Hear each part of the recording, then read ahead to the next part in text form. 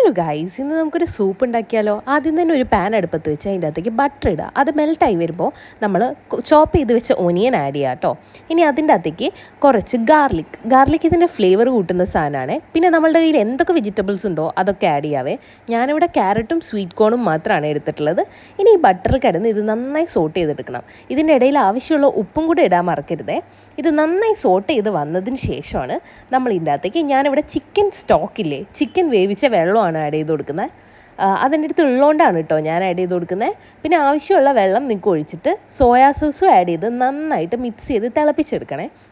ഇനി തിളച്ച് വന്ന ഈ സൂപ്പിലേക്ക് ഒരു 3 മുട്ട ബീറ്റ് ചെയ്തത് ഒഴിച്ചു കൊടുത്ത് നന്നായിട്ട് ഇളക്കിയെടുക്കണം. ഇനി എരിവിനാവശ്യമുള്ള കുരുമുളക് കൂടെ ആഡ് ചെയ്ത് 2 സ്പൂൺ കോൺഫ്ലോർ വെള്ളത്തിൽ കലക്കിയതും കൂടെ ഒഴിച്ച് ഒരു 3 മിനിറ്റ് തിളപ്പിച്ചാൽ നമ്മുടെ സൂപ്പ് റെഡിയാണേ.